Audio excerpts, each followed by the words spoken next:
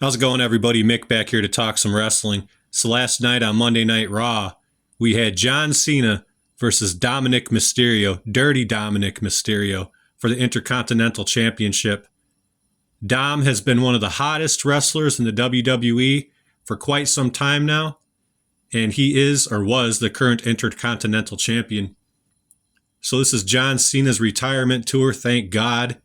And for some reason, they decided to put the Intercontinental Championship on him last night, completely dousing Dirty Dominik Mysterio with water when he was on fire hot. So what I don't get is why a 48-year-old John Cena, who was on his way out retiring, needed to beat a white-hot 28-year-old Dominik Mysterio to become a Grand Slam champion. John Cena started wrestling in the early 2000s, but be that as it may, they shoved him down people's throats forever for a decade plus. More than that, 20 years really. And this is all culminating to his big retirement tour, where they had him win the Intercontinental Championship from Dominik Mysterio, of all people, last night because he was in his hometown of all places. Oh boy. To me, this just shows the complete lack of judgment by the decision makers in this company, more specifically Triple H.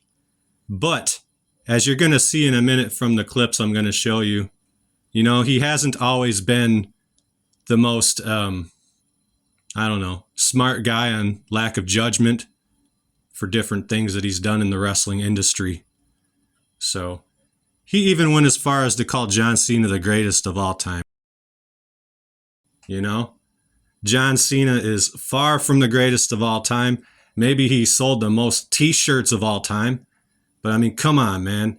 This guy couldn't fucking lace the boots of some of the greatest wrestlers of all time. But I have the best idea, man. Instead of giving the belt back to Dom, maybe they can just have another old man come in and win the belt from Cena.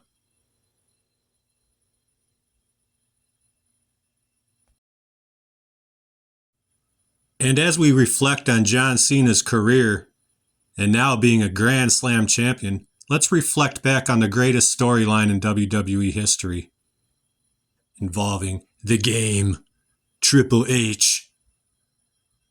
This was the Vick storyline.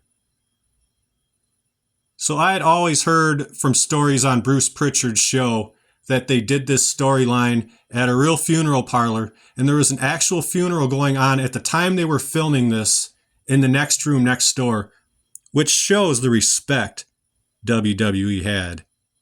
Well, for the dead, for one thing, and for a funeral that was going on at the same time as Triple H was doing this wonderful segment. Keep in mind, this is not Kane. I don't want to drag Kane into this bullshit, even though he was in the story. This is Triple H. Man, he could have gotten an Oscar for this performance, like seriously. So this is a fake dead body in a casket here. And if you really want to watch it, there is still footage that they haven't taken down on YouTube.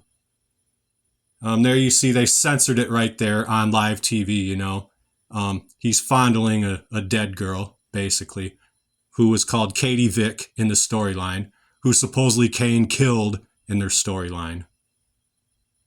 So other than that, you're going to see a little bit more here. There he is, taking the shirt off, making her way down to the panties, which you're going to see Triple H take a good sniff of here in a minute. And this is the guy that's running things in WWE, making the decisions right now. Man, why couldn't he just say no to this segment back in the day? That's my question. Why did he have to say yes to this? And now it's living in infamy. This is fucking bullshit. But I think people need to remember this kind of stuff and what WWE was about. So there you see Triple H actually getting into the casket. And, it's pretty self-explanatory what they were trying to convey him doing here, which is pretty sick, but something I will not let WWE ever forget about as a lifelong fan. because this was one of the most embarrassing moments in WWE history. And the guy that's in charge of everything right now was the star of it. So there we go. Just a little trip down memory lane. Some WWE nostalgia for you. I would assume this was in the 2004-2005 era. I guess my main point in this is Triple H had a total lack in judgment of calling John Cena the greatest of all time, as he had a total lack in judgment in taking part in this skit. Have a good day. Thanks for watching.